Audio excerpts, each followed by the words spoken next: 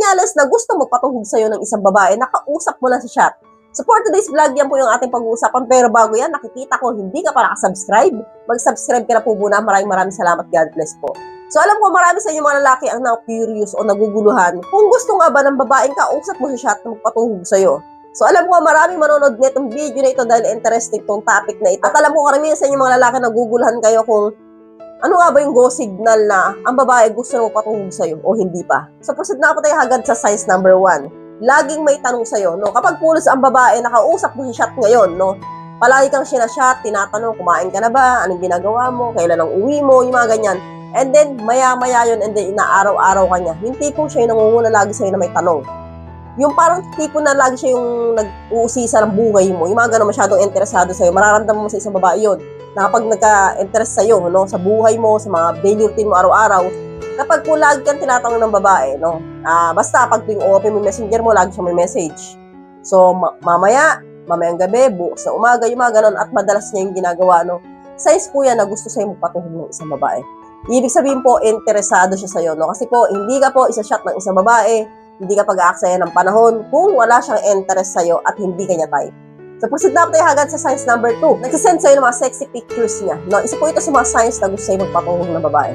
Yung bang tipo na nag-send sa'yo ng mga nakabikini pictures niya, nakatuwalya pictures, yung mga ganyan, hindi nakakumot lang. Yung mga ganun, hindi nag-send sa'yo ng mga legs lang niya, yung mga ganyan, no? Basta lods, nag-send sa'yo ang babae ng mga magaganda niyang picture, no? Yung mga bagong press na picture, nakaka-take lang and then send sa'yo, no? Paano malalaman na nakaka-take lang niya ng picture na yun, no? Kapag hindi niya po napapost sa social media o story. So, ibig sabihin, kati-take niya lang niya at isend niya sa'yo. So, bakit ginagawa ito ng mga babaeng gusto mo patuhog? Kasi po, pampaakit yun. So, kinukuha niya yung attention mo, no? Hoy, Noel, tignan mo tong katawan ko, di ba? Ang ganda, di ba? So, inaakit ka ng isang babae, no? Ibig sabihin, kinukuha niya yung attention mo para mabaling mo yan, no? At ito po ay nagpapakita na talaga nga namang ang babae interesado sa'yo. So, kapag ka napansin mo na, wow, ang sex mo naman, wow, ang puti naman ng legs mo. So, kapag po ganon na yung magsasabi mo sa babae, no? At ang babae parang pakiramdam mo kinikilig, no? At patuloy pa rin yung nag-send sa'yo ng mga pictures niya, yung mga sexy pictures niya, no? Size po yan na gusto sa'yo magpatuhog ng isang babae. At proceed na tayo agad sa signs number 3. Nagkukwento sa'yo ng mga naging karelasyon niya, no? Sasabihin niya sa'yo na, alam mo, matagal na ako walang karelasyon.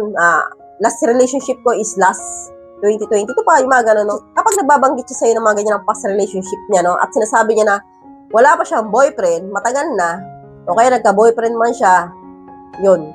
Wala naman nangyari sa kanila, o may nangyari man, basta sinukwento niya yung mga past niya about boyfriend niya or ex niya, o kaya naman, sabihin niya sa'yo na matagal na siyang matagal na siyang hindi na do-re-mi, alam mo na ibig sabihin yun, Lods, na paparamdam po sa'yo yan, natuhugin mo siya. So, proceed na tayo agad sa number 4. Nagpapahaging sa'yo na gusto kanya makasama, no? Ito po ay clear signs na gusto talaga magpatuhog sa'yo ng isang babae, no? Kapag sinabi niya na siguro, ang sarap po kasama, pero hindi ka boring kasama, yung mga ganun, no? Kapag sinasabi sa'yo ng isang babae yan, ibig sabihin, nangangarap yan na maikama ka.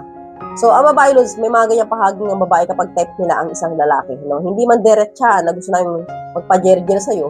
So, kapag po ganyan po yung tanungan ng babae, yung 4 na sign na ito ay nakikita mo sa kanya, no? O kaya kahit 3 signs lang dito, no?